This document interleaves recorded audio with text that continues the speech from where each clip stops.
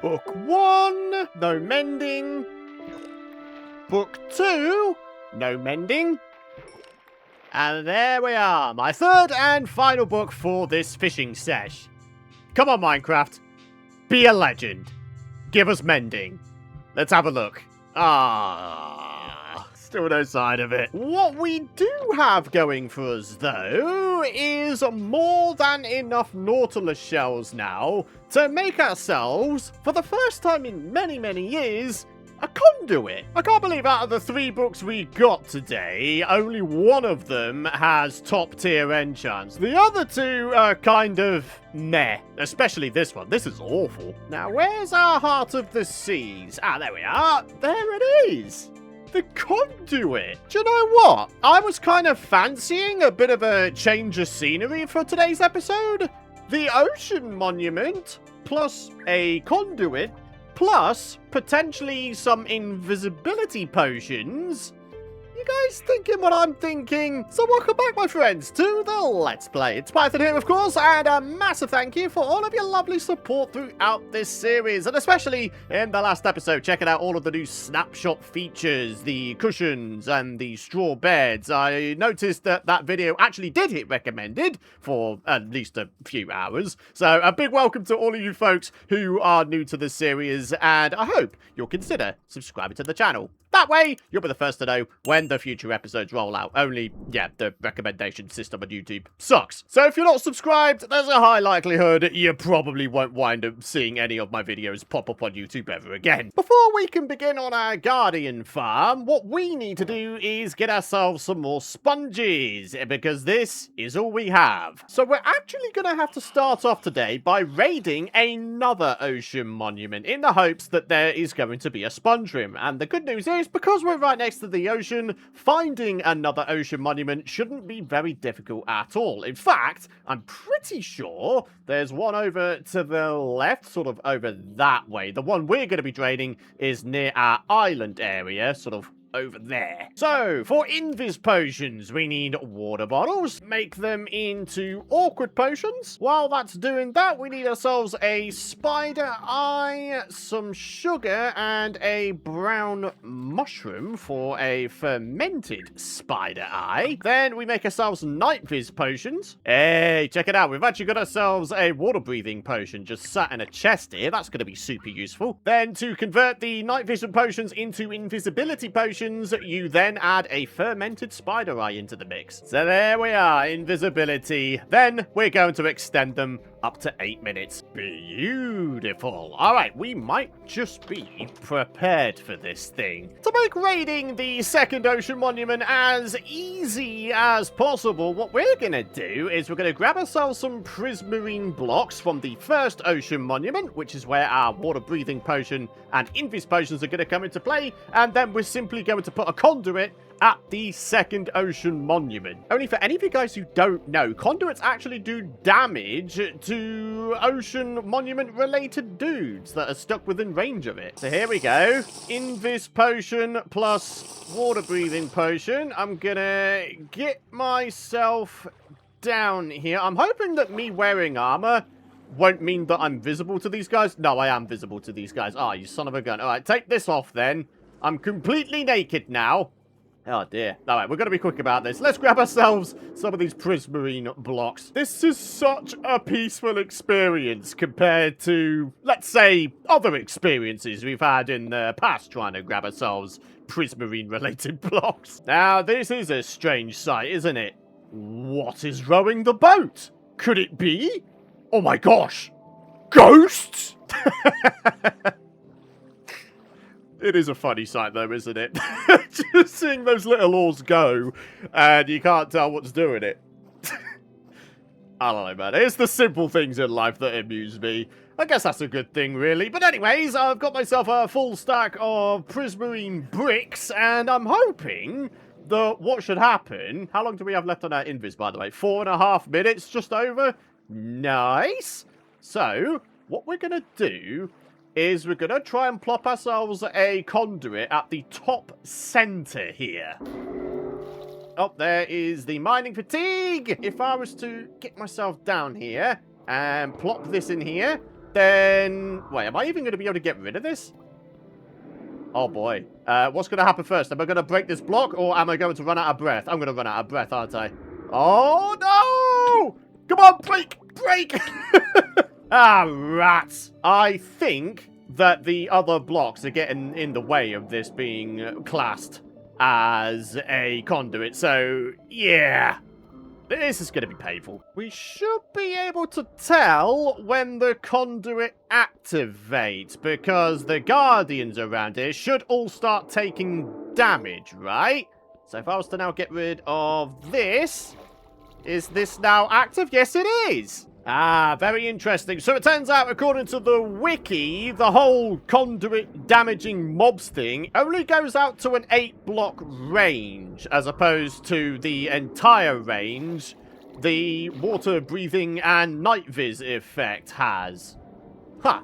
Okay, well, what that means for us then is we're gonna have to get on with drinking another one of these and then just sort of getting ourselves down in here, my friends. We need to slap around the 3 Elder Guardians and then we should be able to start grabbing some sponges, if there are any, which I hope there is. It's gotta be said though, the night viz and water breathing effects from the conduit are certainly appreciated right now. It's nice not having to worry about having doors on me.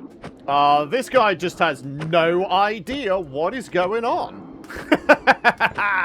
Get wrecked, sunshine. We got ourselves, hey, look at that, another tied armor trim. So that's 1 out of 3 taken care of. And any second now, the second one will be done and dusted. Come on now, you've taken a lot of slaps here. There we are. Oh, what's that? Is that the 3rd and final Elder Guardian I see?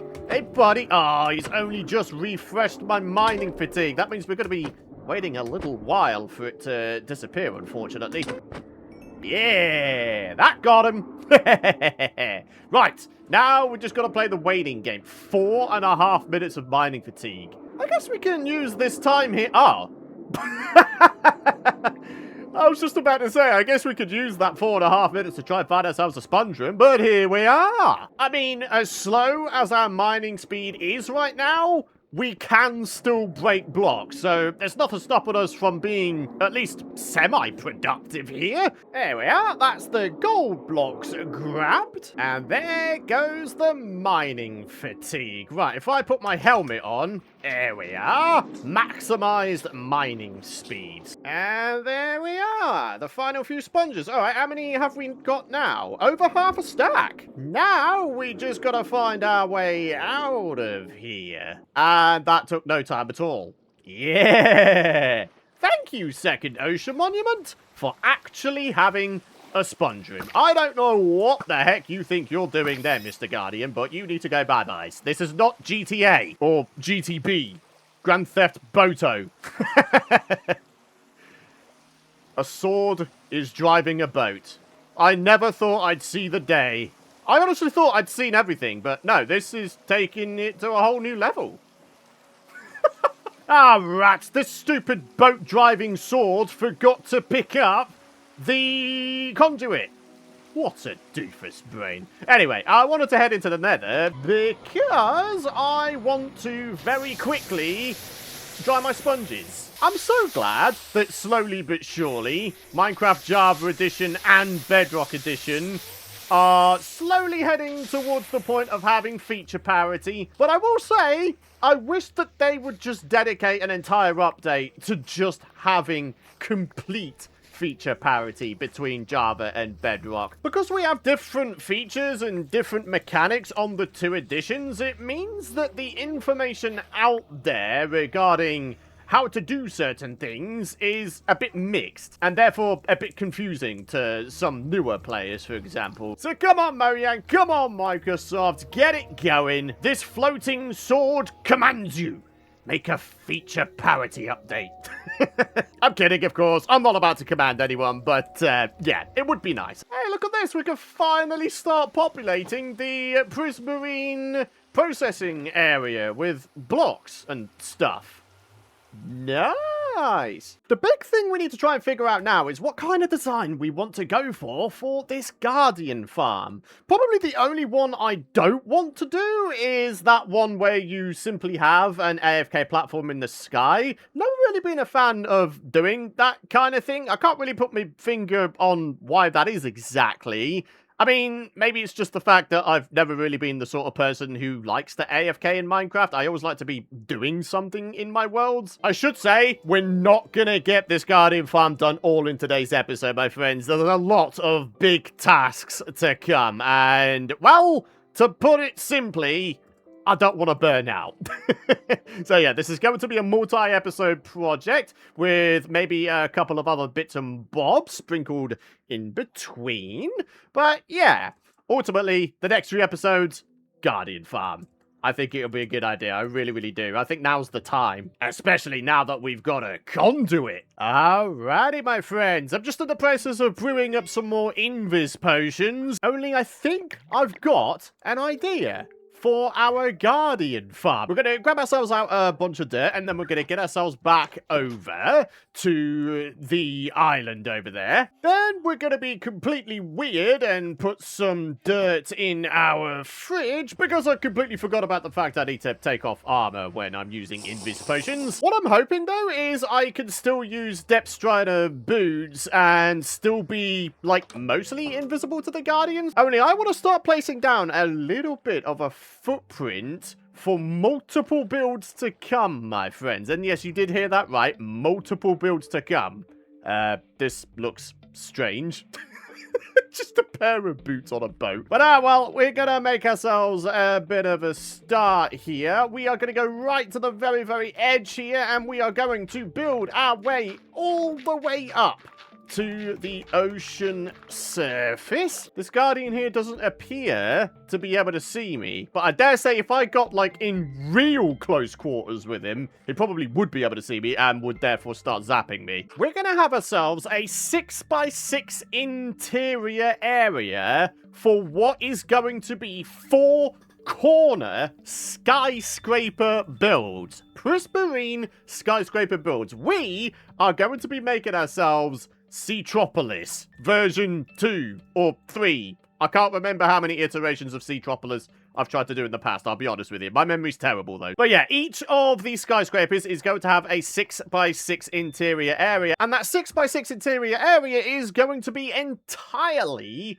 bubble elevators. We're essentially going to have 4 spawn areas for the Guardians to spawn, 1 in each corner, and in the middle and in between the builds, we can have ourselves a whole bunch of other builds as well. We're going to make this into a proper sort of modern style Metropolis kind of dealio. But anyways, we're going from here. We've got 1, 2, 3, 4, 5, 6, and we're going to get ourselves right down to the bottom of the ocean, where we are going to place ourselves down another pillar of dirty dirt. The reason I've gone for dirt as a temporary placeholder block, of course, is because it is super, super easy to break. So going around here as well, this would be 3, 4, 5, 6. This would be the pillar, and this would be the corner. 5 and 6, and another pillar and corner area, and then we would wind up linking this all up with this final side here. Something like this. So yeah, here we go. This is the footprint for our eventual prismarine towers. We will be coming out like this. It's going to be a case of the skyscrapers get more and more narrow as they get taller, rather similar to most skyscrapers in real life, I would imagine. Quick question, just how close can I get to the Guardians without them spotting me? Should we use this one here as a bit of an example? Yeah, let's do it. Alright, he still can't see me. Still can't see me. Oh, hang on. He seems cautious. I mean, he literally looked right at me there. You did see that, right? Literally looked right at me. Alright, come on. Let's get in proper close quarters here. This guy? They don't seem all that fast. Maybe you can get away with 1 bit of armor. I have learned something new today, my friends. Although saying that, I'm pretty sure you can put a Elytra on underwater with an Invis potion on and they still won't see you. So I'm wondering now if you can have elytra on and boots on. If you can have 2 of your armor slots filled, I wonder if we could put on our diamond helmet as well, so we have aqua affinity. Oh, now that would be pretty boss, wouldn't it? This looks unusual, to say the least, but we're going to see about giving this a bit of a go. So, I'm going to get myself down here, and we're going to see what happens, okay? Can you lot see me? Is anyone going to try and laser me? Yeah, that guy's trying to laser me. Oh, yeah, he is trying to laser me. Okay, so 2 armor bits is too much. But then again, do you not get the aqua affinity or an equivalent aqua affinity effect from the conduit? I should probably go grab it and test that theory out. Only we might be able to do this project without too many headaches, actually. Alrighty, another invis potion, and now we're going to pick up this here conduit. So, if we were to pop underwater, we've only got our boots on. What's our mining speed like? Oh, yeah, very, very nice. I really love the night vis effect, I think, most of all. It's just so nice to be able to see, isn't it? So having grabbed the conduit, it's time to plop it down at Seatropolis. If I'm being honest, my only slight annoyance is the fact that ocean monuments are an even number of blocks wide and length, right? So the solution to that, I guess, would be to just, I don't know, reduce the size of this area? And then I could have the conduit perfectly centered. And then my OCD will be happy. For any of you guys who don't know, by the way, ocean monuments are 58 by 58 blocks big. So, yeah, like I say, just shrinking that area by 1 should mean that I could put the conduit perfectly in the center. So, without further ado, shall we get on with placing down the skyscraper footprints at the other 3 corners as well? I think that'd be a good idea. That's the second footprint placed down. We should probably light these up, by the way, so we don't have a bunch of hostile mobs spawn here. Oh, hey there, Nautilus. I completely forgot that you guys existed. I should totally tame one of you folks. That would make building underwater here quite a lot easier, I would imagine. Only these guys have crazy movement speed underwater. Oh, that might be a next episode goal, my friends. Holy guacamole, look at the amount of random ink sacs there are all over the place. So there we are, the 4 footprints for the 4 corner guardian farm spawning skyscrapers of bubbly epicness. Now I'm just going to add in some perimeter sides here. And as a result of doing that, we have a slightly better idea as to the amount of space we have to fill with various buildings at Seatropolis here.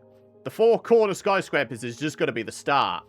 Getting it all populated sort of on the inside there. Oh my goodness me. That's going to take some effort and some time and a lot of resources, but I am so down for the challenge. It goes without saying, though, it does mean that, yes, we need to dig out this entire ocean monument and drain out all of the water here, aside from in these corner skyscrapers. In fact, with these corner skyscrapers, we need to make the water go way, way higher. Because, yeah, I want the Guardians to go up nice and high, then they're going to go across to a central point, say, I don't know, here, and then to the absolute center point, where they will drop down to a kill chamber, and we can slap them around and get ourselves a whole bunch of XP and drops. So then, my friends, with a brand new massive build project planned, it's time to wrap today's episode up here. I recognize again that this episode is a little bit shorter than what has been the norm lately,